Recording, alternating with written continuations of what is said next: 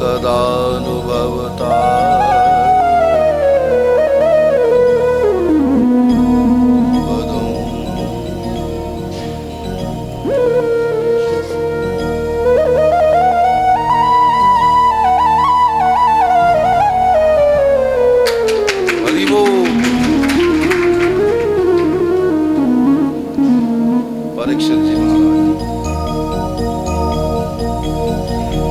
श्री शकुंतला माता ने परम पूज्य महाराज श्री का भी दुपट्टे के साथ सम्मान किया। एक बार जोरदार तालियों से स्वागत। और हमारे इस महान यज्ञ के परिचित रूप में विराजमान श्री मोहनलाल जी का भी दुपट्टे से स्वागत किया। उनके लिए भी जोरदार एक तालियों से स्वागत।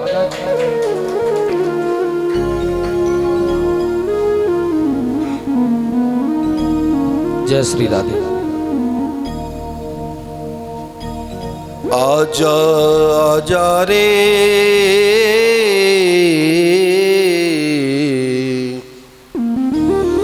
आजा आजा रे कन्हैया तेरी याद आई। आजा आजा रे कन्हैया तेरी याद आई। आजा आजा रे सांवरिया तेरी याद आई। आजा आजा रे सांवरिया तेरी याद आई। आजा आजा रे गोपाला तेरी याद आई। आजा आजा रे गोपाला तेरी याद आई। आजा आजा रे नंदलाला थारी याद आई। आजा आजा रे नंदलाला तेरी याद आई। तेरी याद आई रे लाला याद आई। वो तेरी याद आई रे लाला याद आई। आजा आजा रे सांवरिया तेरी याद आई। आजा आजा रे सांवरिया तेरी याद आई। जय हो।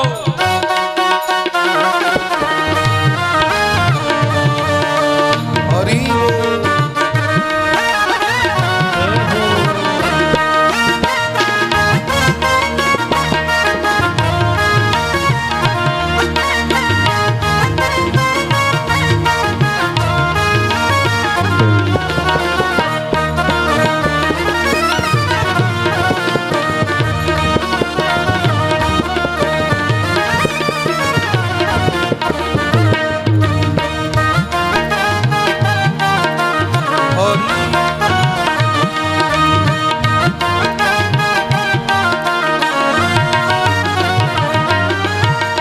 याद आई रे लाला याद आई।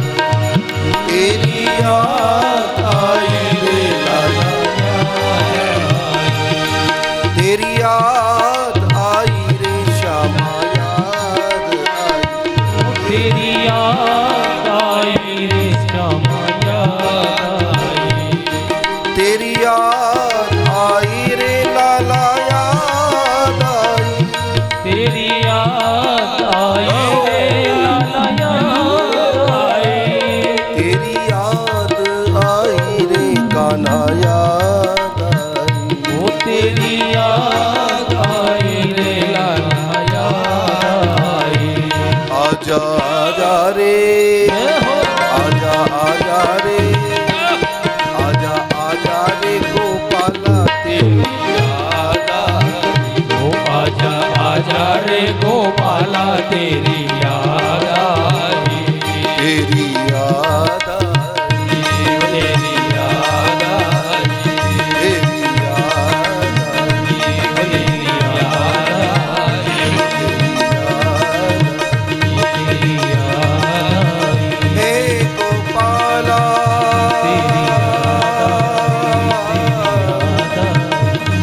हे नंदलाल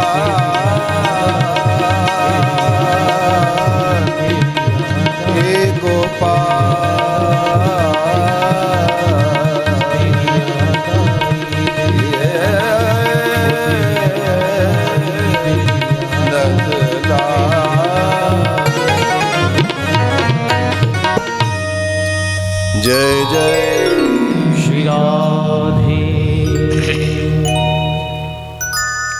उपस्थित श्रद्धालु महानुभावों, जयपुर निवासी आदरणीय कुंज बिहारी जी, जिन्हें बड़े प्रेम से बाबूलाल जी कहते हैं, हम सभी के द्वारा आयोजित इस ज्ञान यज्ञ में आप सभी परम तत्व भगवान श्री हरि कृष्णचंद्र की पावन लीला कथाओं को सुन रहे थे। प्रातःकालीन सत्र में आप सभी भगवान श्री हरि की मंगलमयी रास लीला की कथा को सुना।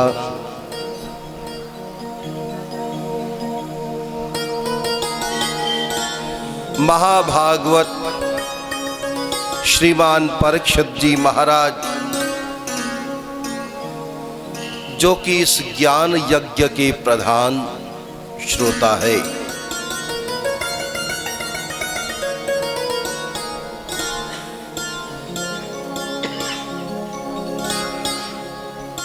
ने प्रणाम करके निवेदन किया कि प्रभु, हमने सुना है कि सर्वेश्वर भगवान वृंदावन को छोड़ करके मथुरा में गए। अरे हाँ राजन, तुम ठीक कहते हो, भगवान श्री हरि वृंदावन से मथुरा में गए और वहां से उस समुद्र के मध्य में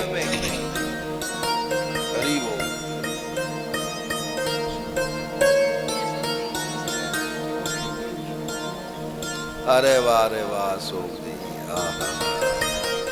पहचान गो अशोक को कौन ना पहचाने भाई।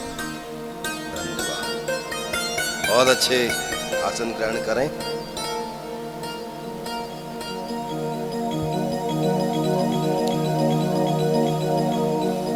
मथुरा से चलकर भगवान श्री हरि समुद्र के मध्य में एक नगरी का निर्माण कराया और वे द्वारकाधीश कहलाए। आओ राजन, अब हम तुम्हें यही पुरातन कथा सुनाने जा रहे हैं। ध्यान से सुनो कि जिसको सुनने से मन शुद्ध हो जाता है और भगवान नारायण के चरणों में प्रेम प्रकट होता है। हजारों ऋषि मुनि महात्माओं के मध्य में बैठे हुए परम भागवत राजर्षि परीक्षित जी का अभिनंदन किया है। महात्मा जी ने प्रशंसा करी है, धन्य हो राजन। ध्यान से सुनो, कंस जिस किसी भी असुर को वृंदावन में कृष्ण बलराम को मारने भेजता है, वे वापस नहीं आते, मारे जाते हैं।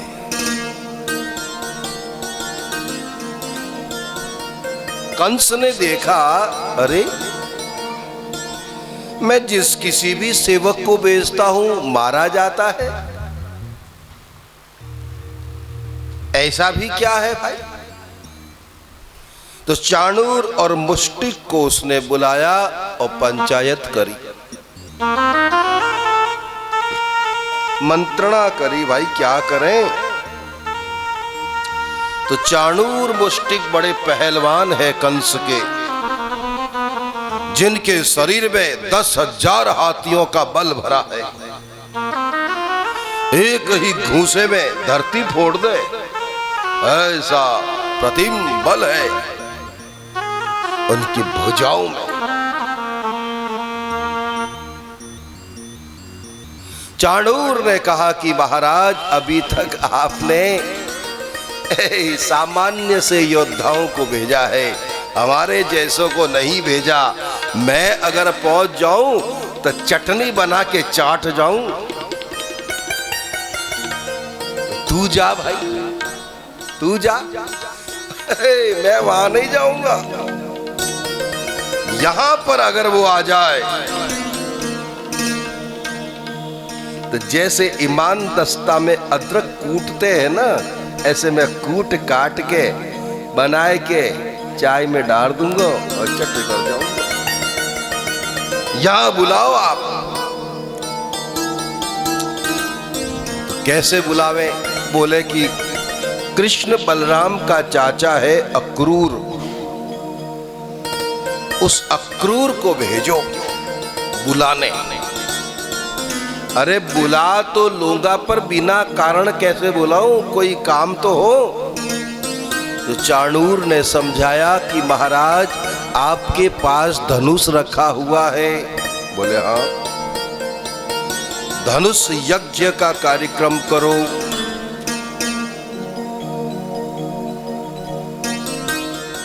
अखाड़े में कुश्ती का प्रोग्राम रखो। जो कुश्ती में जीत जाएगा 1 लाख रुपया इनाम दिया जाएगा, ऐसी घोषणा करो। और भी अनेक अनेक रंगारंग कार्यक्रम जहां तहां कराओ। और इस धनुष यज्ञ के बहाने ही वृंदावन से नंद आदि ब्रजवासियों को बुलाओ और उनके साथ ही कृष्ण बलराम को भी बुला लो। हे महाराज कंस, एक बार कृष्ण बलराम यहाँ आ गए फिर तो हम देख लेंगे। घूसे मार मार के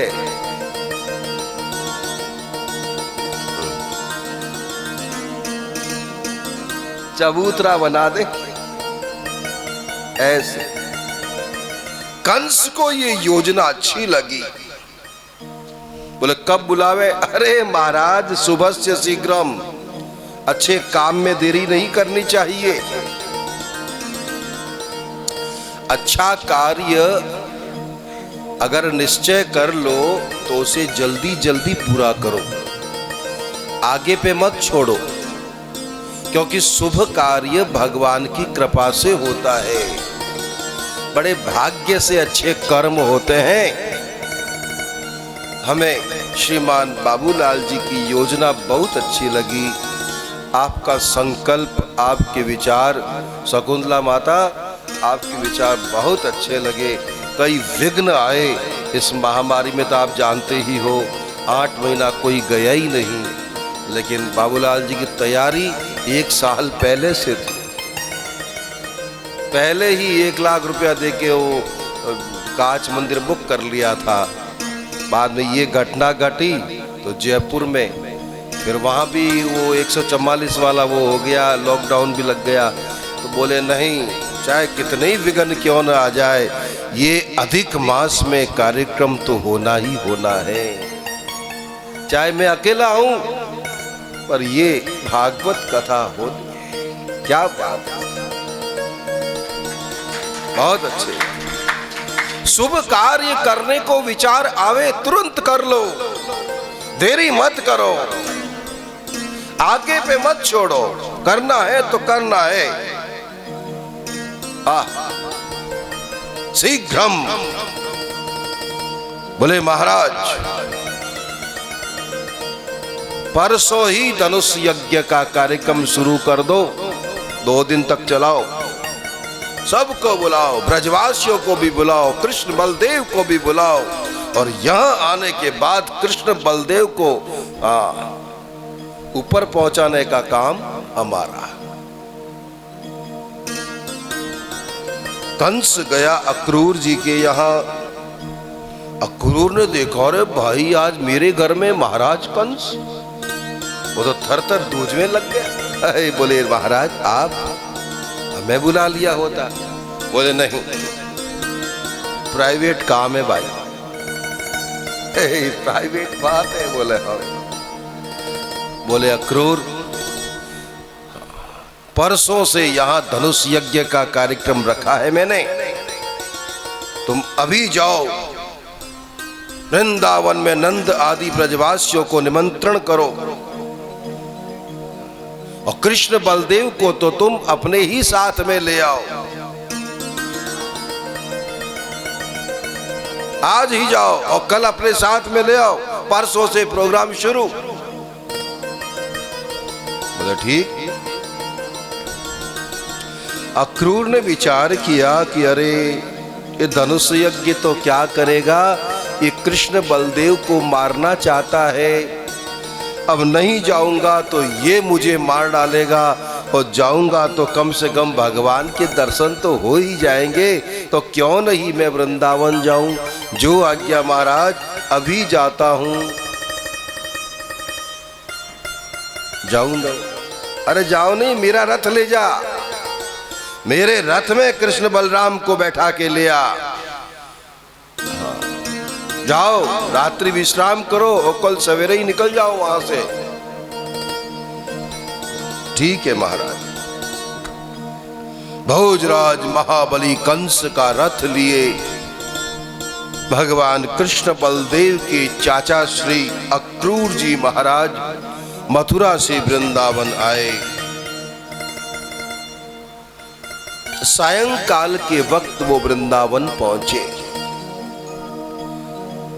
तो क्या देखा कि गौशाला में गायों की सेवा करके भगवान बाहर निकल रहे हैं। ध्यान दीजिए, हजारों साल पुरानी ये कथा है। इस कथा में बड़ी सुंदर शिक्षा दी गई है कि जगत के मालिक होने के बाद भी भगवान सर्वेश्वर स्वयं अपने हाथों से गायों की सेवा करते हैं। भैंसियों की नहीं, गायों की सेवा का महत्व है, महिमा है। भैंसियन के सेवा की महत्ता नहीं है। हरि बोल, बुला रहे आपको।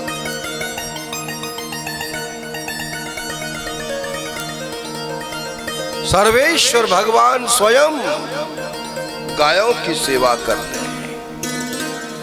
स्पष्ट होता है कि गायों की सेवा का बड़ा महत्व है।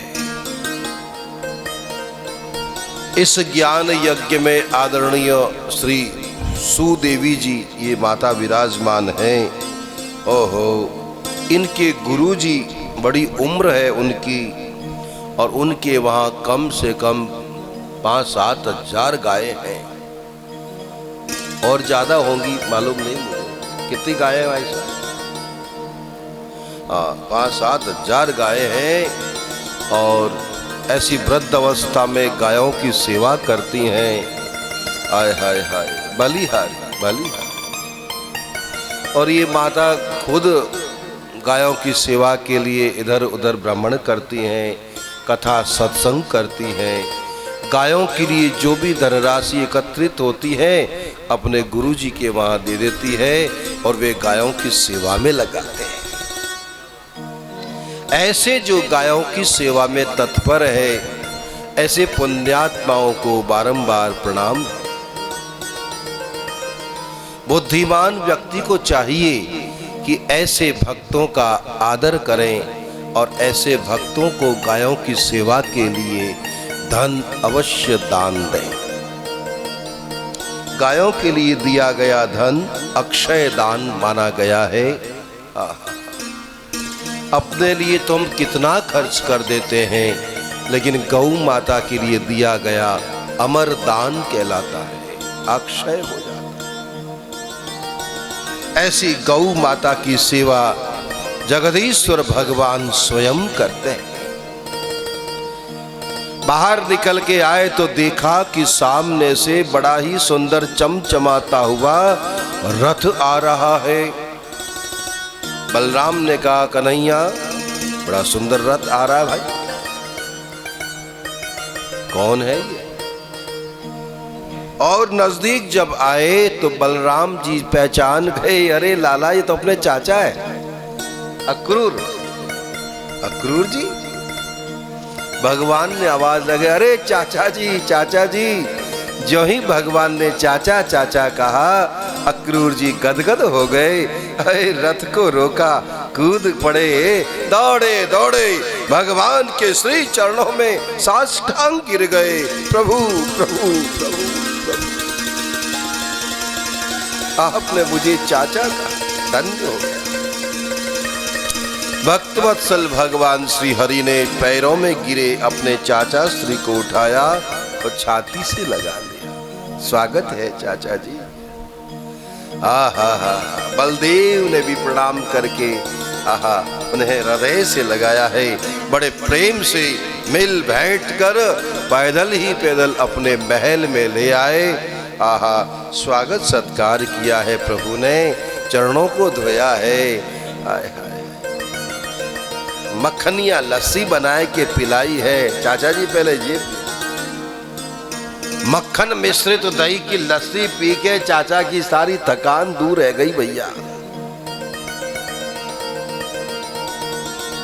आराम किया है।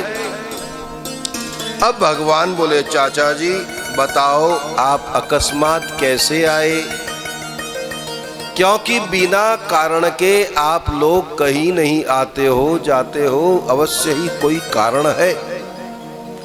आप राज्य कर्मचारी है और राज्य के प्रधान व्यक्ति है, अवश्य ही कोई विशेष बात है, कहो कैसे आना हुआ? अक्रूर बोले लाला सीधी सी बात तो ये है भैया कि वो तुम दोनों को मारना चाहता है, मारना चाहता है, और इसीलिए उसने धनुष यज्ञ का कार्यक्रम रखा है और सबको बुलाया, आप दोनों को भी बुलाया है।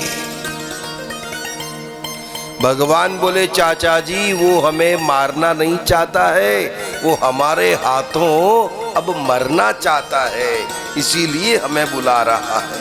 और हम जरूर चलेंगे, कल ही चलेंगे चाचा जी। भोजन आदि करके अक्रूर जी तो आराम करने लगे और भगवान श्री कृष्ण यमुना किनारे विराजमान अनेक अनेक गोपियों से मिलने के लिए चले गए।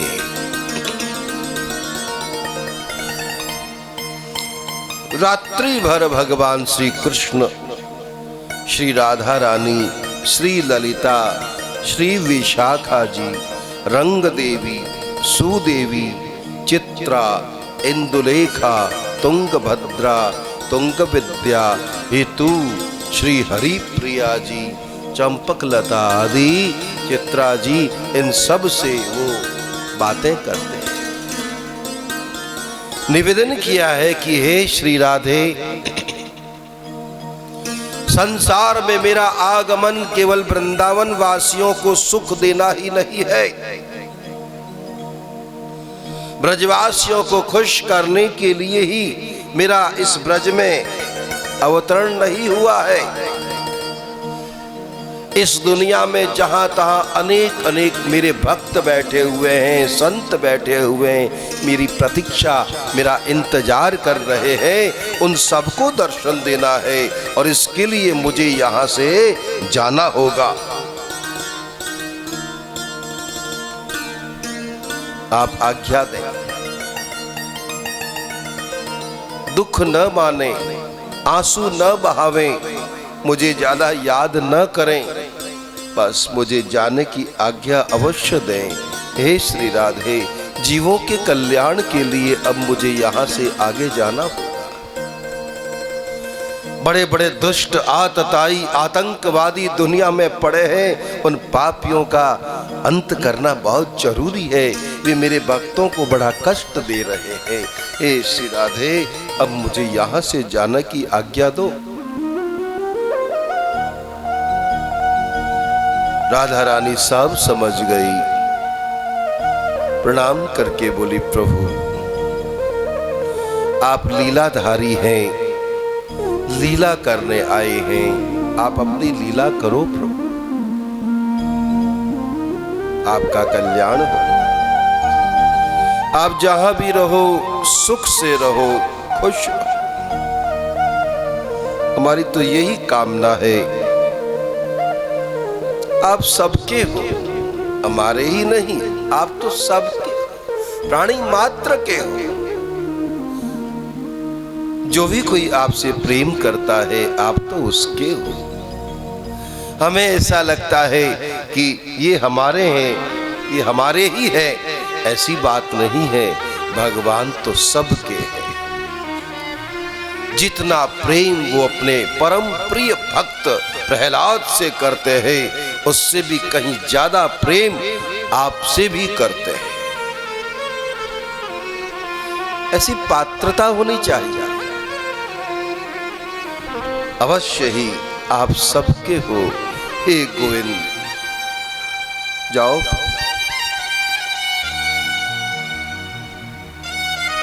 मन ही मन सभी रो रहे हैं, लेकिन आंसू बहा नहीं रहे।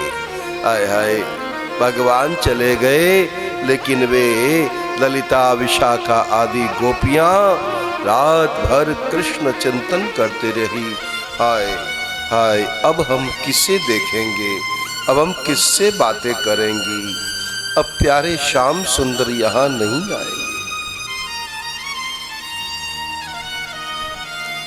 प्रातः काल हुआ, यमुना में स्नान करके महादेव की पूजा अर्चा करके आहा नंद आदि ब्रजवासियों से मिल करके भगवान बोले, बाबा मैं तो इनके साथ ही जा रहा हूँ, आप जल्दी से आ जाइयो, फिर मैं आपके साथ ही वापस आ जाऊँ। मैया यशोदा ने कहा, लाला जल्दी आ जाना, कहीं वहीं बैठ मत जाइयो। बोले, मैया कैसी बात कर रही है, तेरे बिना तो मोई नींद ना आवेगी।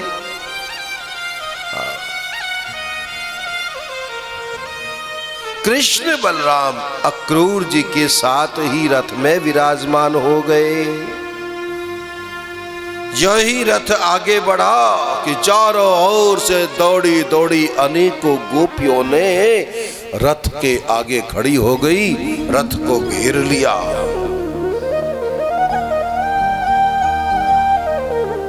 अरे भैया जे का है,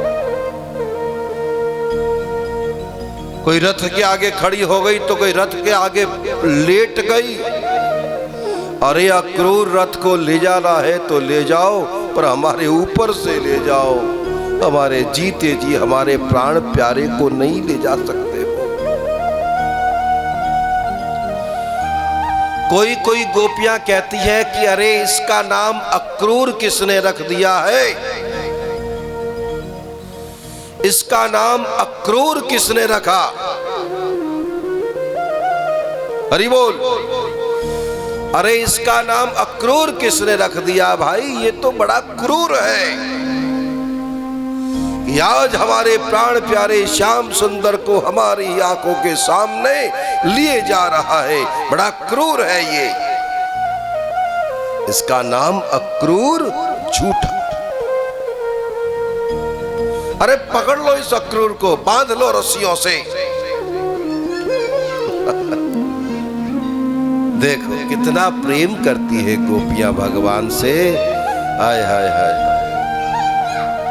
भगवान नीचे उतरे और सबको समझाया कि हे भाग्यशालिनी गोपियों, चिंता न करो, मैं जल्दी ही वापस आऊंगा, अभी मुझे जाने दो।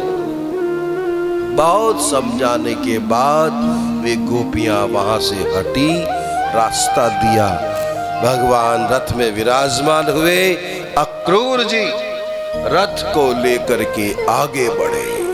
बोलो कृष्ण बलदेव की जय। आगे बढ़े। अब अक्रूर जी के मन में भी चिंता हो रही है कि मैं ले तो जा रहा हूं,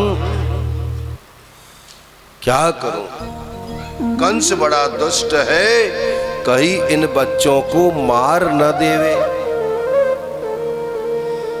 सामने जमुना जी दिखी,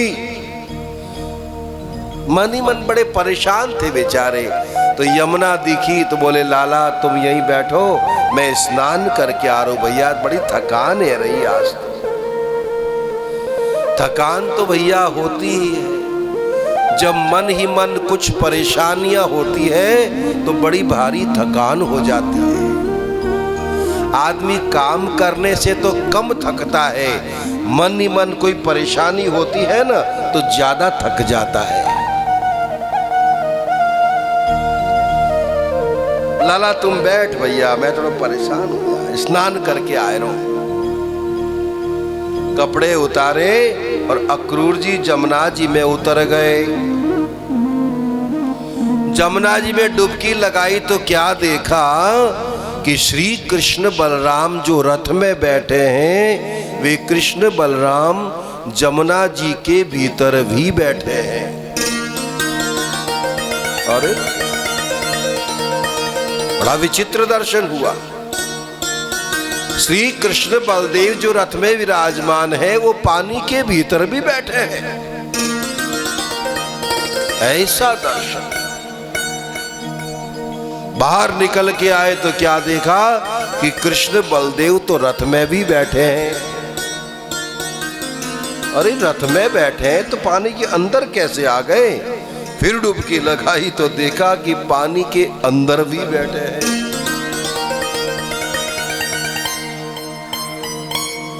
बड़ा चक्कर पड़ गया भाई।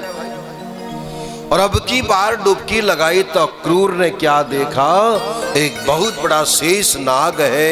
उस सर्प के ऊपर शेष नाग की गोदी में श्री कृष्ण भगवान बैठे हैं। इंद्र सूर्य चंद्र उनकी सेवा कर रहे हैं। महादेव स्तुतियां कर रहे हैं, प्रार्थना कर रहे हैं।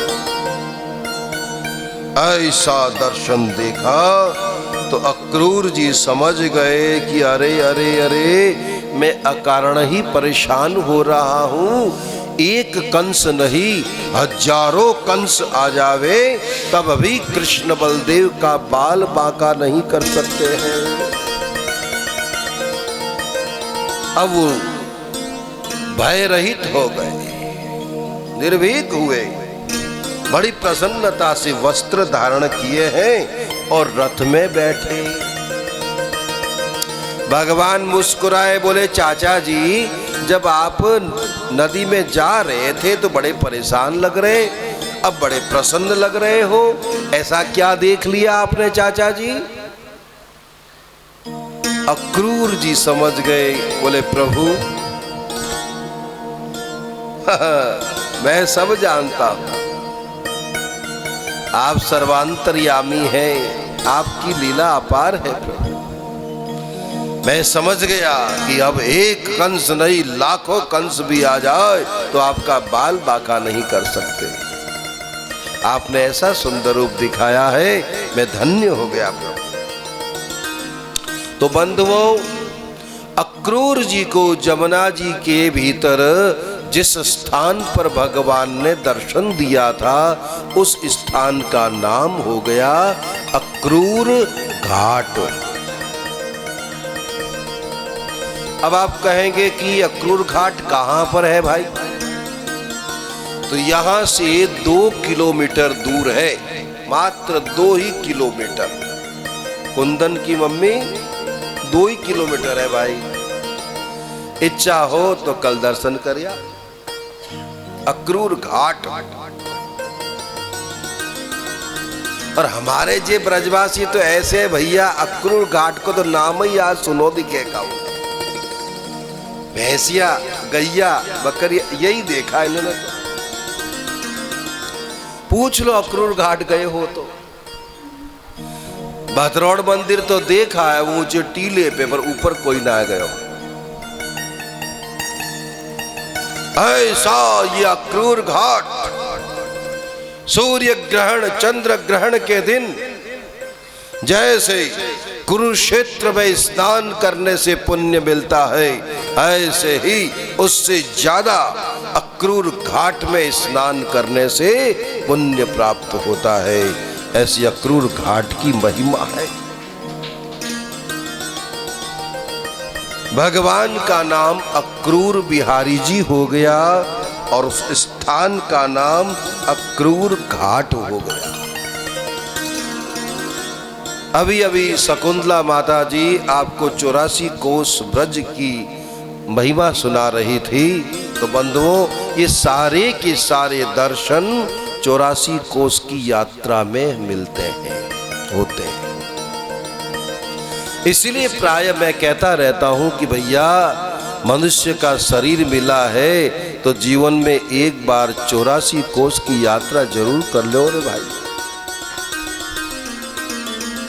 जो करता है 84 उसकी कट जाती है 84। हरि बोल। 84 लाख योनियों के इस बंधन से मुक्त होना है तो भैया जीवन में एक बार ब्रज 84 कोस की यात्रा अवश्य कर लेना चाहिए।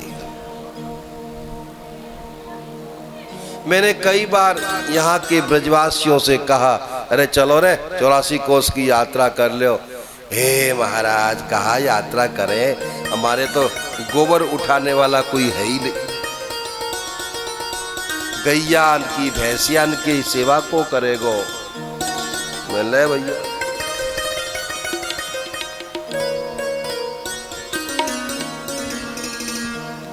बड़ा ही पतित पावन वो स्थान बन गया अक्रूर घाट। भगवान कृष्ण बलदेव को लेकर अक्रूर जी अब मथुरा की ओर जा रहे हैं। चलते चलते सायंकाल हो गई। वहां जाकर क्या देखा कि नंद आदि ब्रजवासी, श्री दामा, मधुमंगल आदि कृष्ण के मित्र, ये सब लोग पहले ही पहुंच गए हैं। क्योंकि अक्रूर जी को स्नान में टाइम लगा, इधर ये ब्रजवासी सीधे पहुंच गए मथुरा।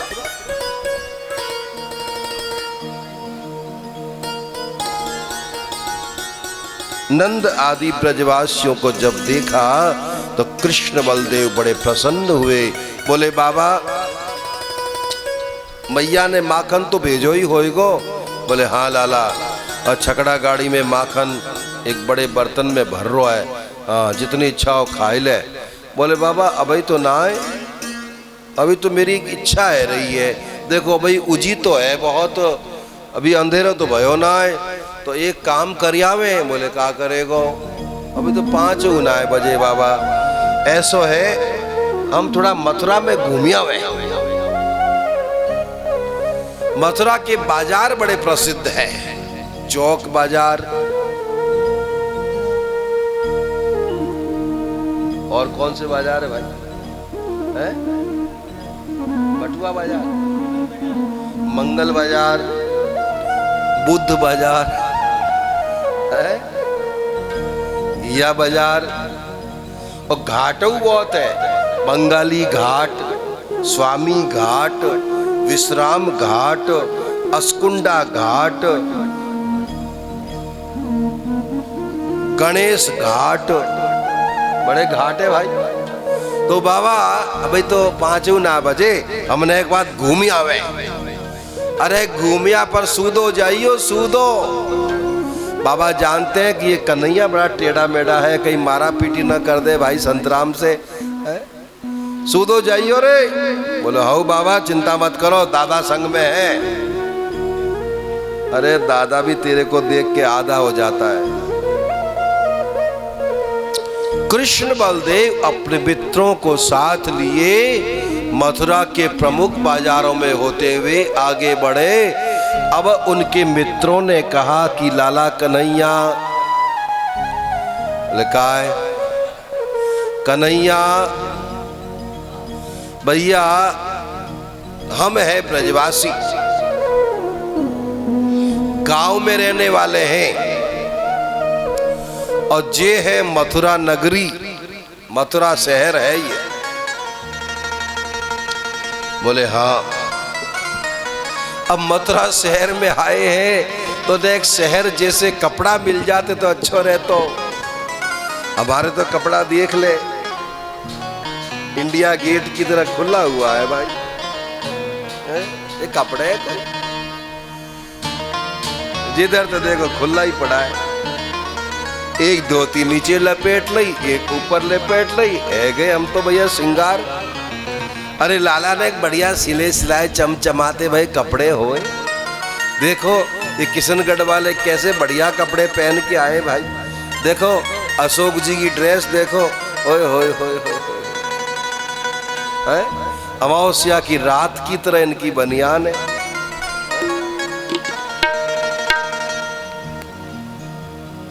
देखो बाबूलाल जी को कुर्ता पूर्णिमा की तरह चमचमाए रो है।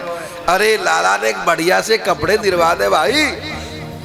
बोले आगे बढ़ो, देखते हैं भगवान कोई भगत भेजेगो जैसे शकुंतला जी को भेज दिया गले में दुपट्टा डालने के लिए, ऐसे ही भगवान कोई भगत जगत भेजे ही। देखो रे भाई, चलो आगे बढ़ो। आगे बढ़े तो कपड़े की पोटली बांध करके कोई सामने से धोबी आ रहा था। भगवान ने देखा कि भैया कछु है। भैया एक पोटली में का बंद रहा है? बोले कपड़े हैं। बोले दर्द है ये पोटली चुपचाप। भगवान ने कहा दर्द है चुपचाप। उस धोबी को आ गया गुस्सा। बोले जानता मैं कौन हूं? अरे मैं कंस को धोबी हूं, कंस को एक ही घूसा धर दूंगा बच जाएगी 12। आए हैं दर्द है, दर्द है। कौन हो तुम लोग? यहां के तो लगते नहीं हो। तो मनसुखा ने कहा भाई साहब ये वृंदावन बिहारी है। वृंदावन बिहारी? ये नाम तो सुनो है भाई। अरे सुनो ना है, देख ले, ये वृंदावन बिहारी श्री कृष्ण है। श्री कृष्ण? अब तो साहब उसे याद आ गई, अच्छा यही है कृष्ण। ओहो हो, नाराज हो गया वो। 2-4 पटाखे पड़ गए ना तो पहुंच जाएगा वृंदावन। कपड़ा दे दो। मनसुखा ने कहा लाला कन्हैया बड़ी देर से चटर पटर कर रहा है भाई, दर्द है 2-4 पटाखे सारे के भूल गो। तो भगवान ने आंखें बंद करके देखा कि ये आखिर कौन है भाई, हमसे ऐसी अभद्र भाषा बोल रहा है। आंख बंद करके देखा, भगवान को सब समझ में आ गया। अरे ये तो वही धोबी है जिसने मेरी प्राण प्यारी सीता के ऊपर कलंक लगाया था। आज ये फिर धोबी बन के आ गया। अब तो मैं छोड़ूंगा नहीं। भगवान कृष्ण ने भुजाओं में ही तलवार की भावना करी और घुमा करके उसकी गर्दन पर दे मारा। उसकी गर्दन धड़ से अलग हो गई, मारा गया। भगवान बोले ग्वाल बालो, पोटली खोलो, कपड़े निकालो, पहनो। पोटली खोल के कपड़े निकाले। अब कपड़े जो थे बच्चों के कपड़े नहीं थे, वो कंस के कपड़े थे। और बच्चे कैसे? कोई 5 साल का, कोई 6-7 साल का, तो कोई 3 ही साल को है? मनसुखा ने कंस का पाजामा उठा लिया। और बेचारा ने कभी देखा ही नहीं पाजामा। इंडिया गेट की तरह जे कहा है भैया, ये 2 लटक रहे खंबे से, कभी देखा ही नहीं पाजामा क्या।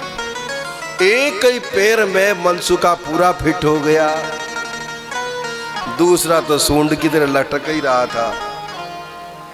मनसुखा बोला लाला ये कहा है भैया? भगवान बोले बाबरे ये ऊपर ते ना, ये नीचे ते पहनो जावे है। छोड़ो इन कपड़ों को, आगे बढ़ो। कपड़ों को वहीं छोड़ करके भगवान आगे बढ़े तो एक दर्जी ने भगवान को पहचान लिया जो सिलाई का काम करता था। वो दर्जी दुकान में बैठा बैठा देखा कि अरे ये मथुरा की सड़कों पर कौन घूम रहे हैं, और ये तो वृंदावन बिहारी श्याम सुंदर है। दुकान से कूदा, भगवान के चरण पकड़ लिए। प्रभु आप यहाँ पे? अरे भगवान मेरी दुकान में बैठो, दुकान में स्वागत है महाराज, बैठो।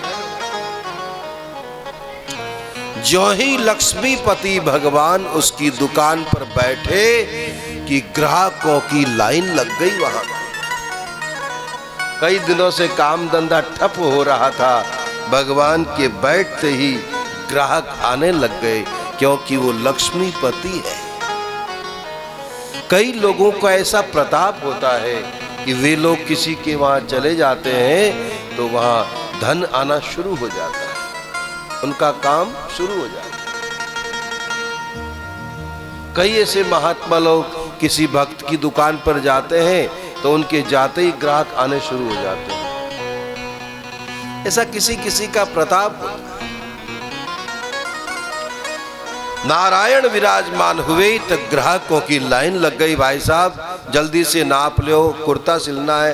अरे भाई साहब पहले मेरे पजामा को ना, भैया बैठ जाओ रे, हमारे यहाँ भगवान आए हैं, इनकी सेवा करूंगा, बाद में मैं आपकी बात सुन।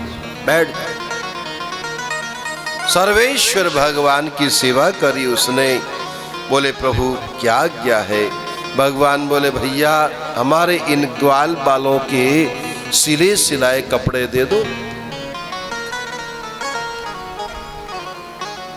इनके लिए अनुरूप होने चाहिए। तो सिले सिलाए नेकर और शर्ट दे दिए। ग्वाल बाल मस्त हो गए। लाला कपड़े तो भैया जोरदार है, अब तो हम जम गए भाई। छोटे छोटे बटुआ सरी के वो ग्वाल बाल थे, बड़े वस्त्रों को धारण करके खुश हो गए, चमचमाने लगे। भक्ति का वरदान देकर भगवान आगे बढ़े तो सुदामा नामक माली ने भगवान को पहचाना। प्रणाम करके भगवान के गले में फूलों का हार डाल दिया। प्रभु आपकी जय। भक्ति का वरदान दे भगवान आगे बढ़े। ग्वाल बालों ने कहा लाला कन्हैया सुंदर वस्त्र मिल गए, गले में फूलों का हार मिल गया, पर लाला हम हैं वृंदावन वासी। वृंदावन वासी के माथे पर चंदन जब तक नहीं लगता है तब तक तो वो अधूरो लगे भाई।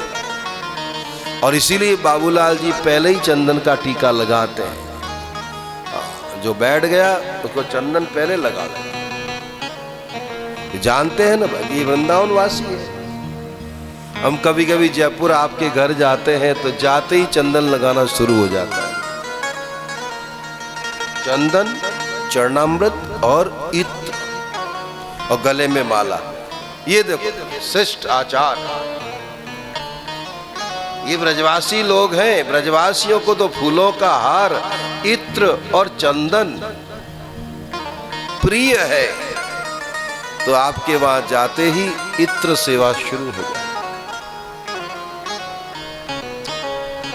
ग्वाल बाल बोले लाला कन्हैया सब कछु मिल गो, भैया माथे पर चंदन ना आया हो भाई, कोई चंदन लगाए दे तो मौज है जाए।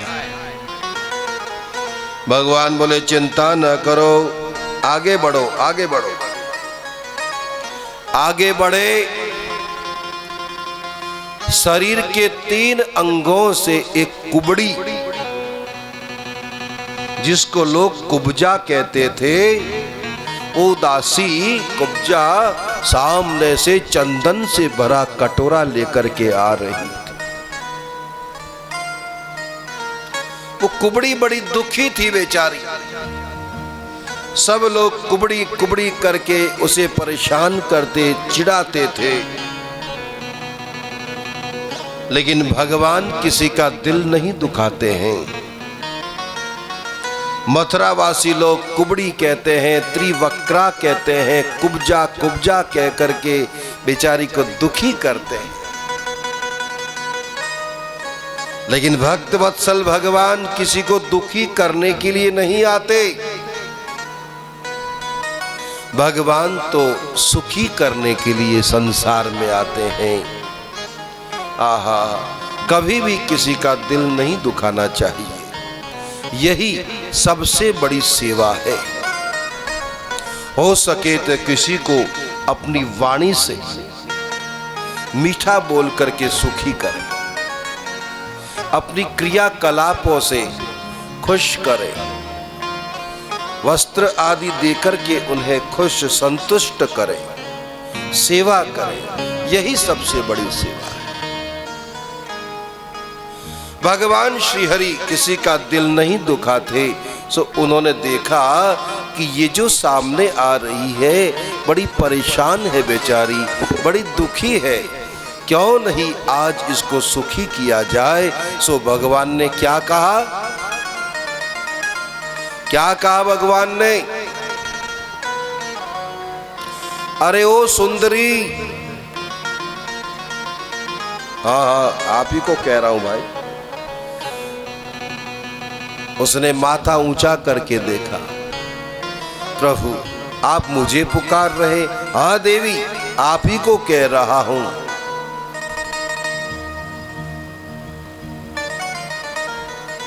और नजदीक आई,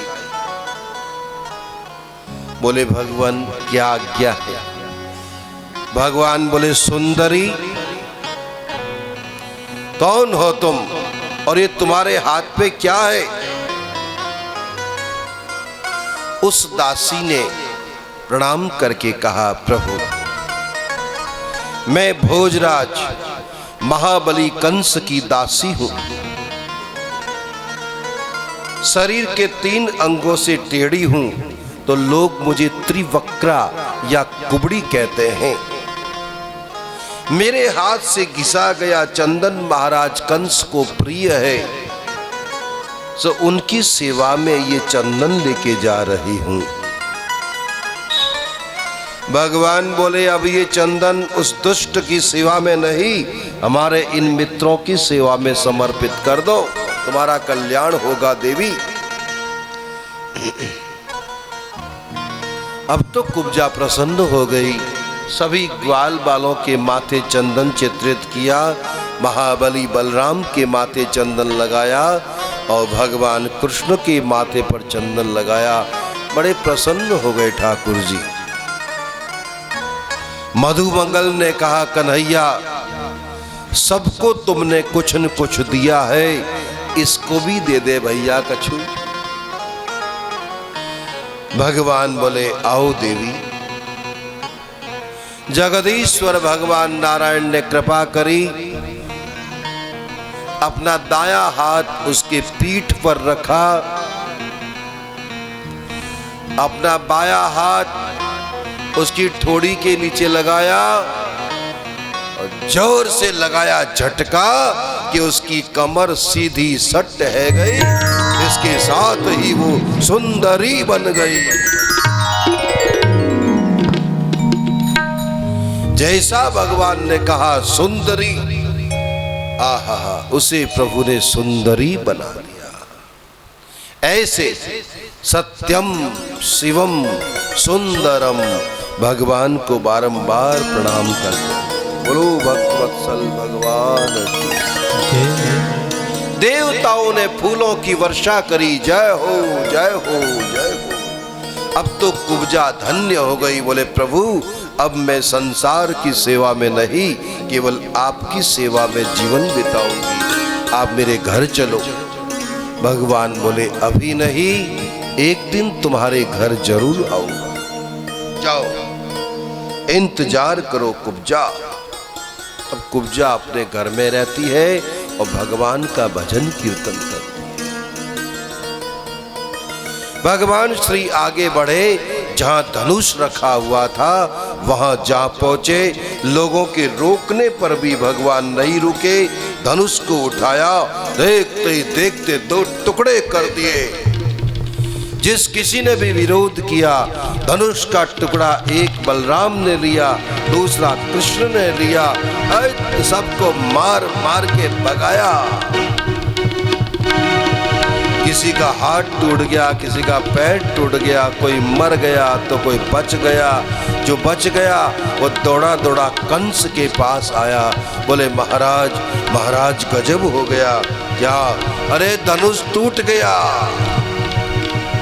किसने तोड़ा? अरे वो वृंदावन से आया है कन्हैया, उस कन्हैया ने धनुष तोड़ दिया। ऐसा हो। अब तो कंस समझ गया कि ये कृष्ण ही मेरा काल है और यही देवकी का 8वां लाल है, यही मेरा काल है, यही मुझे मारेगा। क्योंकि जिसने धनुष दिया था वे महान बलशाली भगवान परशुराम ने कंस से कहा था, हे मूर्ख कंस, याद रखना जो भी कोई इस धनुष को तोड़ देगा उसी के हाथों तेरी मौत निश्चित है। मुझे बड़ा घमंड है अपने बल का, याद रखना मेरी बात। आज धनुष टूटते ही वो समझ गया यही मुझे मारेगा। अब तो उसे रात में नींद नहीं आती। आहा, रात में नींद ना बेचारे को। भोजन करे तो सब्जी में कारो कारो जीरो देख लेवे तो जीरे में भी उसको कृष्ण दिखता है। नेक बिस्तर पे लेटे पर्दो हिले तो पर्दा हिलता है तो क्या देखता है, पर्दे के पीछे कृष्ण खड़ा है क्या देख तो रे। ऐसा इतना भयभीत रहता है। ऐसा अगर भय बन जाए तो भैया वो भय भी भगवान का भजन बन जाता है, भजन कहलाता है। श्रीमद् भागवत में आया है कि गोपियों ने भगवान को काम भाव से भजा। गोप्य कामाद भयाद कंस, और कंस ने भगवान को भय से भजा। भय के भाव से इतना भयभीत रहता था कंस, दिन रात कृष्ण ही दिखता था। अरे देख तो पर्दा हिल रहा है, कृष्ण है क्या। इस सब्जी में काला जीरा, कहीं कृष्ण तो नहीं है। अरे काले काले जीरे, ऐसा भय उसे। भयाद कंस द्वेषात् चेद्यादि राजयो, शिशुपाल आदि राजाओं ने कृष्ण को द्वेष भाव से भजा। युधिष्ठिर अर्जुन आदि ने संबंधात, अपने निजी संबंधों के ये तो हमारे संबंधी है, हमारे भाई है, परंतु हमारे कुल देवता है, भगवान है। भयाद कंस, कंस भय से बचता था, इतना भयभीत रहता था कंस, दिन रात कृष्ण ही कृष्ण दिखते थे।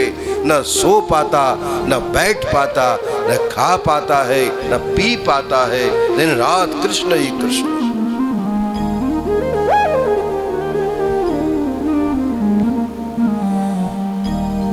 धनुष टूट गया है।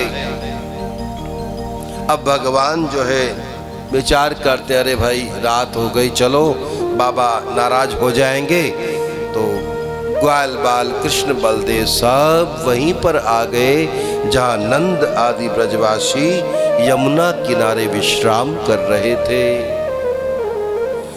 विश्राम किए हैं, प्रातःकाल ब्रह्म जल्दी उठे हैं, जल्दी उठ के जमुना जी में स्नान किए हैं, महादेव की पूजा अर्चा करी है, भूतेश्वर महादेव को जल अर्पण कियो है। आहा हा, इधर कंस ने नाश्ता पानी भेज दिया, बाल भोग आदि करके ब्रजवासी। आहा, कंस ने बड़ी तैयारी कर रखी है, ऐसी रंग भूमि में वो पधारे। रंग भूमि में ऊंचे आसन पर भगवान बैठ गए।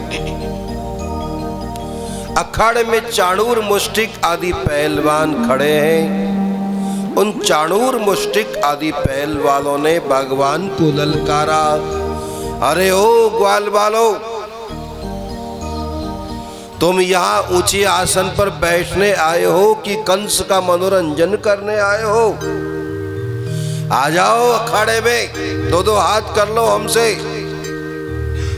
भगवान बोले, भैया तुम तो इतने लंबे चौड़े शरीर वाले हो, बड़े पहलवान हो, हम तो तुम्हारे सामने मच्छर जैसे हैं, हम तो बच्चे हैं। चाणूर ने कहा, तुम बच्चे नहीं हो, बलिनाम बल, तुम तो बलवानों के भी बल हो। अघासुर बकासुर आदि को तुमने खेल ही खेल में पछाड़ दिया था, तुम सामान्य बालक नहीं हो सकते। अरे अपनी माता यशोदा का दूध पिया है तो नीचे उतर के आओ। मनसुखा ने कहा, कन्हैया क्या बात है? बड़ी देर से चटर पटर कर रहा भैया ये तो। अरे उतर जा अखाड़े में, और जो मैंने तेरे को घोड़ा पचाड़ सिखायो है, अरे कर दे सारे को चित्त। और कछु बात हो तो मोए बुला लीजो, तोड़ दूंगा आके हाथ में। भगवान बोले हाँ भैया जा रहा हूं। जब ऐसा उसने कहा तो भगवान से रहा नहीं गया। जगदीश्वर भगवान नारायण चाणूर से भिड़ गए, महाबली बलराम मुष्टिक से भिड़ गए। बोलो कृष्ण बलदेव की जय। सर्वेश्वर भगवान श्री कृष्ण चंद्र बड़ी देर तक तो भैया दाव पेच लगाते रहे। अंत में देखा कि बलराम ने मुष्टिक को उठा लिया है। बलराम ने एक ही हाथ में उसको उठा लिया और घुमा करके बचाड़ दिया। भगवान ने देखा कि दादा ने मार दिया, उठा लिया उसे, ऊपर से ही नीचे फेंका, उसको भी खत्म कर दिया। खेल ही खेल में दोनों पहलवानों का काम तमाम कर दिया। अब तो छोटे मोटे पहलवानों ने देखा, अरे भाग लो, हमारे गुरुजी मर गए। तो सल तोसल कूट आदि ये पहलवान अरे भागे भैया भागे। कंस ऊपर बैठा बैठा कहता है पकड़ लो, देखो भागने न पावे, पकड़ लो, मार डालो इनको, मार डालो, पकड़ लो, मार डालो। अरे तेरी तो। अब भगवान ने कहा ग्वाल बालो एक काम और करूं भाई, हमारो मामा ऊपर बैठे हो है। भगवान दौड़े, उछल करके कंस के पास जा पहुंचे, घुमा करके दिया एक उल्टे हाथ का थपाड़ा, ऊपर से ही नीचे गिरा और इसके साथ ही कंस मारा गया। बोलो कन्हैया लाल की जय हो।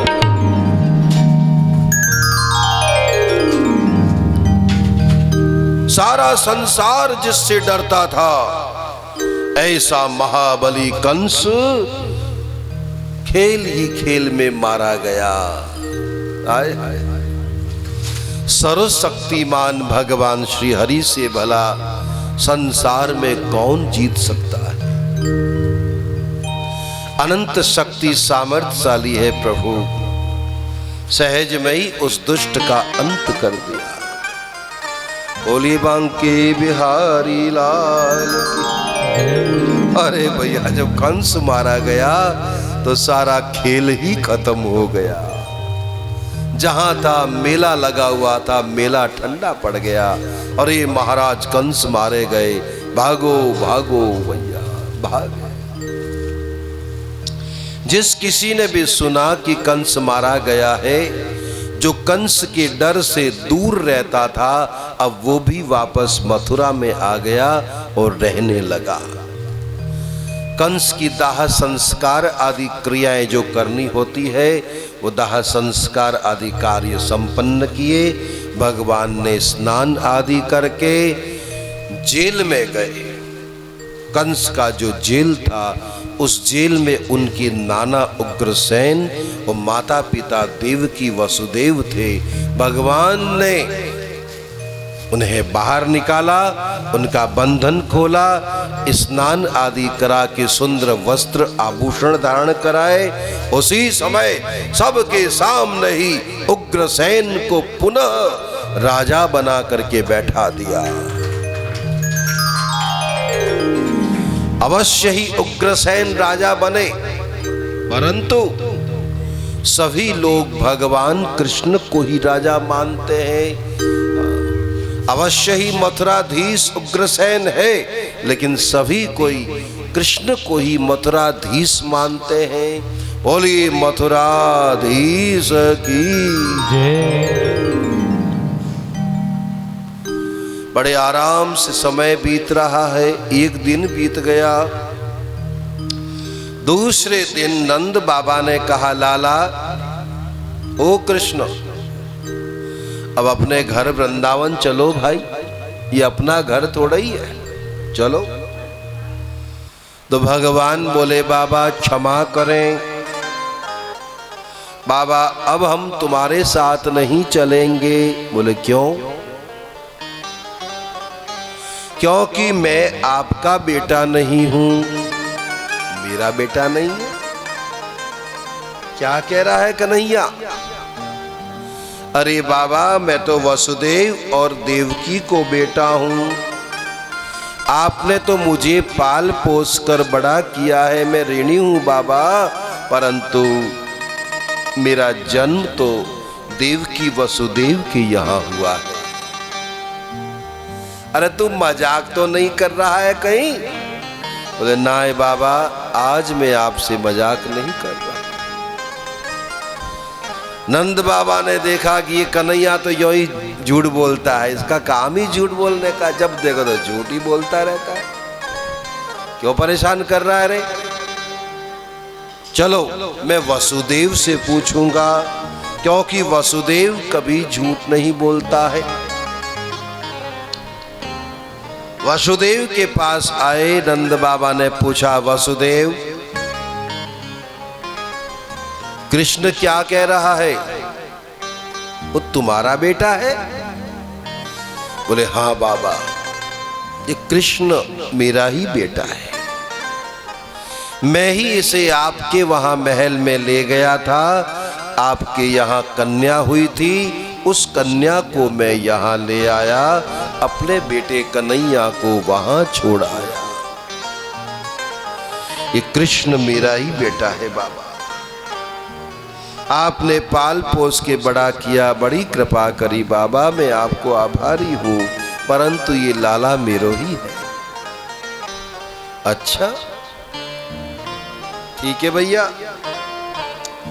तुम्हारा बेटा है तो संभालो भैया, हम चले। अब क्या करें? रोते रोते नंद बाबा किसी से भी नहीं मिले हैं, सीधे अपनी बैलगाड़ी पर आए गए। ग्वाल वालों बैठो भैया जल्दी से। कृष्ण के मित्रों ने कहा बाबा कन्हैया कहाँ है, क्यों नहीं आया? बोले अब वो नहीं आवेगो, चलो वृंदावन चलते हैं। अरे बात क्या है, क्यों नहीं आया कन्हैया? अरे भैया मैं वृंदावन चल के बताऊंगा, चलो चलो आ जाएगा आ जाएगा।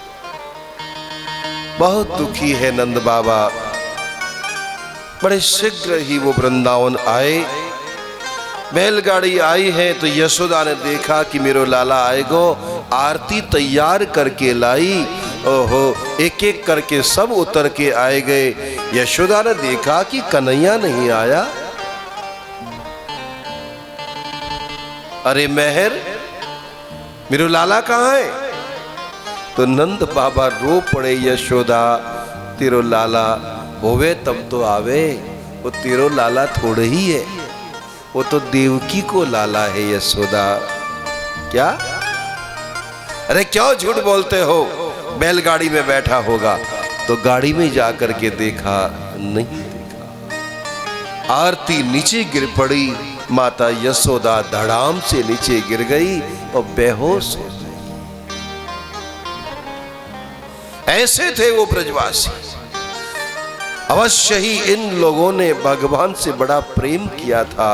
आहा, उनके सानिध्य का सुख उन्होंने भोगा। आज उनका वियोग वो नहीं सहन कर पा रहे हैं। संसार का नियम है कुंज बिहारी जी, संसार का नियम है क्या? यहां जो भी कुछ है सब परिवर्तनशील है। संसार में परिवर्तन तो होता ही है भैया। हमेशा दिन ही दिन नहीं होता है, रात भी होती है। हमेशा रात ही नहीं रहती है, दिन भी आता है। हमेशा सुख ही सुख नहीं रहता, दुख भी उठाना पड़ता है। और जो भगवान से प्रेम करते हैं उनको तो भैया दुख उठाना ही पड़ेगा। दस्तूरे मोहब्बत किसी एक कवि ने बड़ी अच्छी बात कही है भाई, दस्तूरे मोहब्बत बस है यही, हस्ती को मिटाना पड़ता है, जिस दुख को फरिश्ते सहते हैं उस दुख को उठाना पड़ता है। अरे वो जिस दुख को फरिश्ते सहते हैं उस दुख को उठाना पड़ता है, दस्तूरे मोहब्बत बस है यही, हस्ती को मिटाना पड़ता है। अपने आप को मिटा दे वही व्यक्ति भगवान से प्रेम कर सकता है।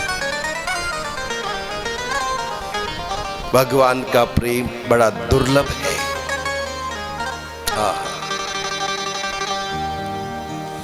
किसी संत ने कहा था बाबूलाल जी कि भगवान का प्रेम प्रेमन बाड़ी उपजे, अरे प्रेमन हाट बिकायो, राजा प्रजा जेहि रुचे, शीस दे ले जाए। प्रेम, ईश्वरीय प्रेम खेती में नहीं होता, मार्केट बाजार में भी नहीं मिलता। जिसे चाहिए वो मरने की तैयारी कर ले रे भाई, उसी को प्रेम मिलता है। दिन रात रोना पड़ता है, रोते हैं वे लोग। ऐसे लोगों की चरण धूलि को लो, अपने माथे पर लगाओ, तब भगवान में प्रेम होता है।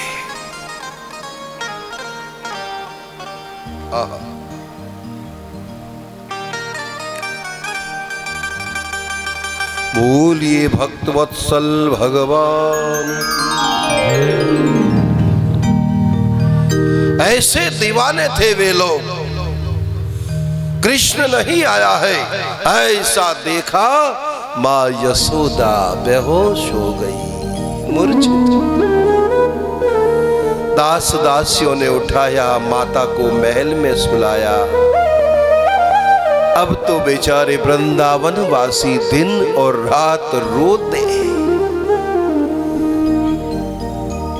मथुरा का जो रास्ता है, उस मथुरा के रास्ते में दूर तक जाके बैठते हैं, शायद आज आएगा, शायद आज आएगा, शायद आज आवेगा कन्हैया, आज तो आवेगा ही आवेगा। कहा था उसने परसों आऊंगा, आज तो आएगा ही आएगा। लेकिन जब नहीं आया तो बेचारे रो पड़े।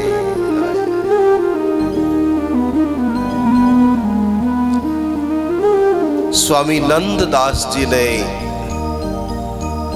ब्रजवासियों की दशा का दर्शन कराया। नंददास स्वामी ने कहा, ब्रज के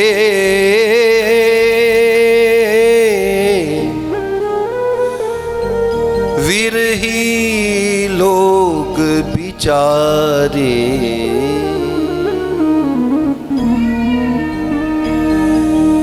बिन गोपाल ठगे से ठाड़े, अति दुर्बल तनु हारे, बिरही लोग बिचार।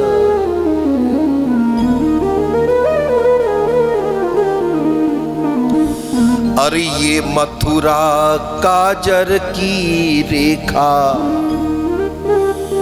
जो निक से सो कारे,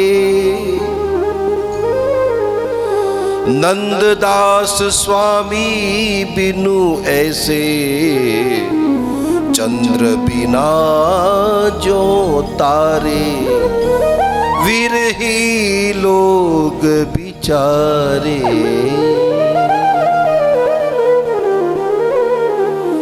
जैसे चंद्रमा के बिना तारे अच्छे नहीं लगते हैं, आहा, ऐसे ही श्री कृष्ण के बिना आज ब्रजवासी अच्छे नहीं लग रहे हैं। घर घर में जहां खुशियां दौड़ती थी, आनंद की लहरें उठती थी, आज घर घर में लोग रो रहे हैं, कोई खा नहीं रहा है। अरे और तो और गायें भी जंगल में जाना बंद कर दी है, गौशाला में पड़ी है, घास खाती नहीं है, रोती है। हाय, आदमी रोवे सो रोवे, औरतें रोवे सो रोवे, ग्वाल बाल बच्चे रोवे सो रोवे, गायें रो रही है।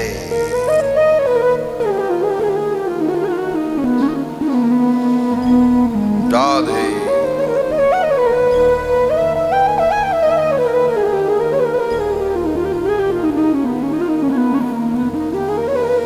भगवान श्री हरि मथुरा विराजमान हैं।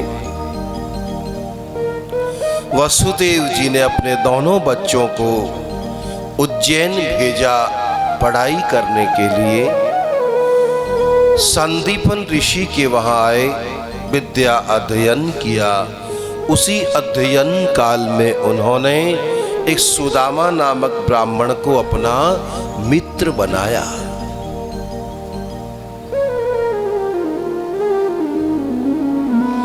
बहुत ही कम दिनों में भगवान ने विद्या अर्जित करी है और पुनः मथुरा आ गए।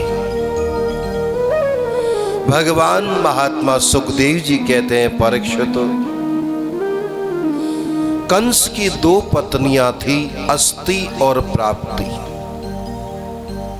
वे रोती रोती अपने पिता जरासंध के वहां आई। बोले, पिताजी, आज आपके होते होते हम विधवा हो गई। अरे किसने विधवा किया तुम्हें? ओ वृंदावन बिहारी कृष्ण बलदेव ने। कहां है?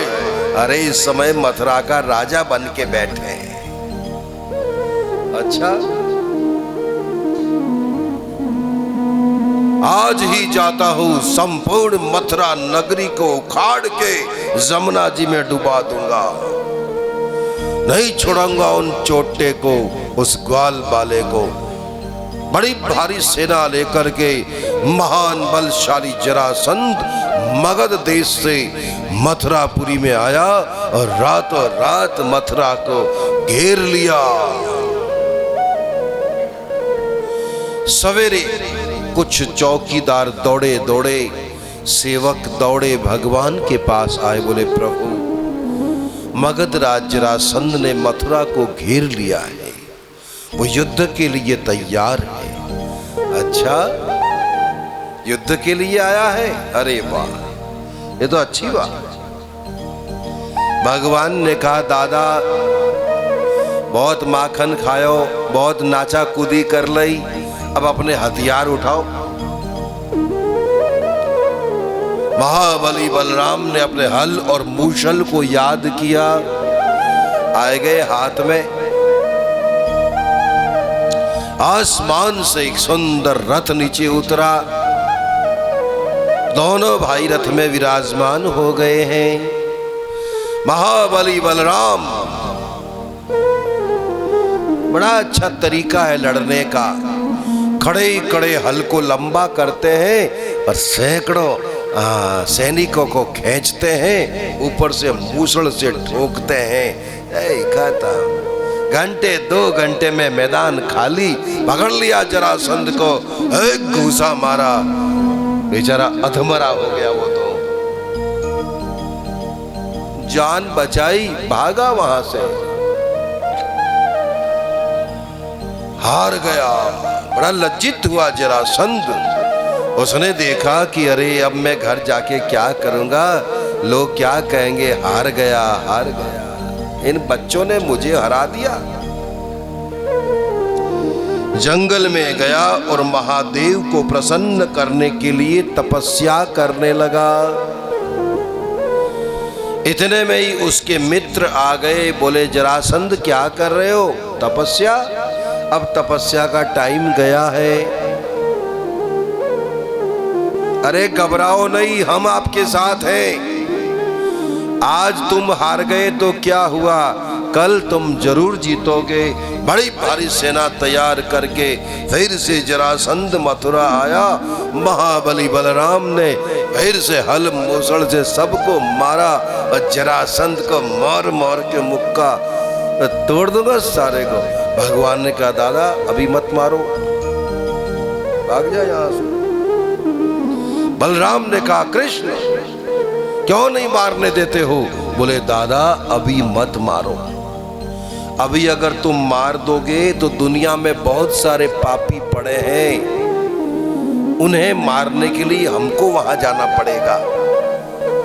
अरे इसको आप छोड़ दोगे तो ये सबको पकड़ पकड़ के यहीं ले आवेगा और हम यहीं बैठे ही बैठे सबका चूरमा बना देंगे। छोड़ दो इसे।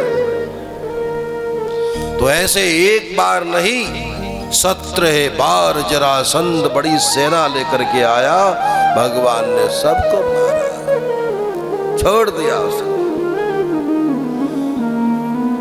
18वीं बार जरासंध सेना लेके जो ही निकला कि ये पंडित लोग सामने आए गए। ये ब्राह्मण बेचारे पाठ कर करके आंधळे हो रहे हैं। कितने महीनों से पाठ कर रहे हैं ये, पैसा उना दिए वाले जरासंध ने।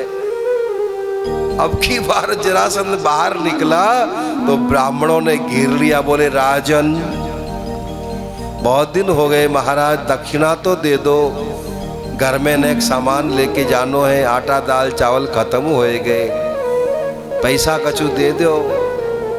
पैसा मांगा तो जरासंध को गुस्सा आ गया, मारूंगा पकड़ पकड़ के। कैसा उल्टा सुल्टा पाठ करते हो तुम लोग, मैं 17 बार हार गया हूं।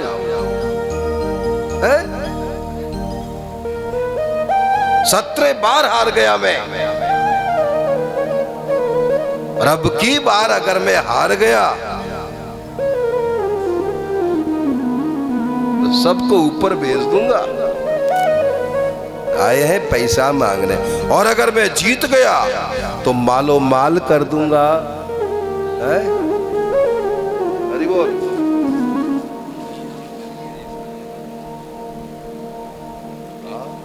हरि बोल। ब्राह्मण बेचारे डर गए। जरासंध युद्ध करने के लिए फिर से मथुरा आया, और अब की बार तो भैया काल यवन भी बड़ी भारी सेना लेकर के मथुरा आ गया है। काल यवन ये मलेच्छों का सरदार है, यवनों का सरदार है। 1 करोड़ यवनों की मलेच्छों की सेना लेकर वहां आ धमका। नारद जी ने भेजा था उसे, बोले जा मथुरा में लड़ने की बहुत इच्छा है तेरी, जा मथुरा पहुंच जा, लड़ ले, खुजली मिट जाएगी तेरी। भगवान ने देखा कि अरे भाई काल यवन आएगा, तो जरासंध से बलराम जी भिड़ गए और काल यवन से भगवान कृष्ण भिड़ गए। लीलाधारी है भगवान। तो काल यवन से लड़ते ही लड़ते लड़ते ही लड़ते भगवान भागे। काल यवन ने देखा कि अरे भाग रहा है, ठहर जा। वो भी पीछे भागा। भगवान आगरा से भी आगे धौलपुर, इतने दूर भागे। धौलपुर में ऊंचे पहाड़ है, पहाड़ में एक गुफा है बाबूलाल जी, मैं देख के आया वहां पर। तो उस गुफा में एक महापुरुष सो रहे थे। उस महापुरुष के ऊपर भगवान ने पीतांबर उड़ा दिया और खुद छिप गए। इतने में ही काल यवन आया। बोले देखा अच्छा यहां सो रहा है, तो एक लात मारी। लात लगने से जो महापुरुष सो रहे थे उनकी आंखें खुल गई। आंखें खोल करके उसने देखा, और देखते ही काल यवन जल करके भस्म हो गया।